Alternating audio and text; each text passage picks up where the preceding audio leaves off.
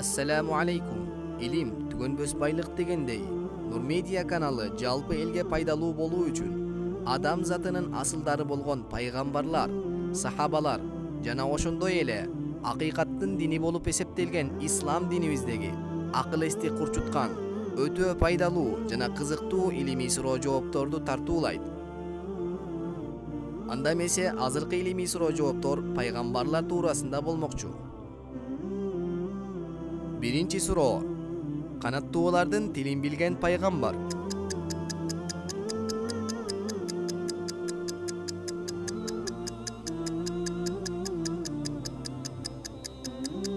Канаттуулардын тилин билген пайгамбар бул Сулайман алейхиссалам. Экинчи суроо: төрөлбөстөн дүйнөдөн кайткан пайгамбар. Жакшылап ойлонуп көрүңүзчү. Туура жооп Адам алейхиссалам.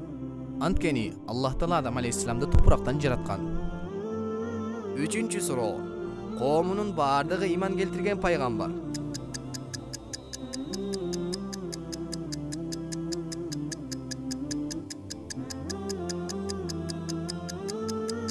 Туурасы Юнус алейхиссалам. Төртүнчү суроо: Адам алейхиссаламдын эң алгачкы баласы.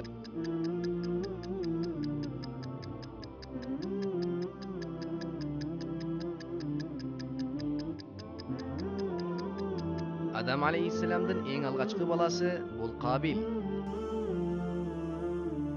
Бешинчи суроо: Юсуф алейхиссалам кудукта канча күн болгон? Эң акырында кайсы суроолор сиз үчүн кызыктуу болду жана канча суроого туура жооп бере алдыңыз? Бул туурасында комментарийга жазып коюңуз. Туура жооп 3 күн. Урматтуу көрүүчүлөр, кийинки чыгарылыштарда сиздерди кызыктуу суроо жооптор күтүп турат. Андыктан ал суроолордон кабардар болуу үчүн коңгурону басып катталып коюңуз.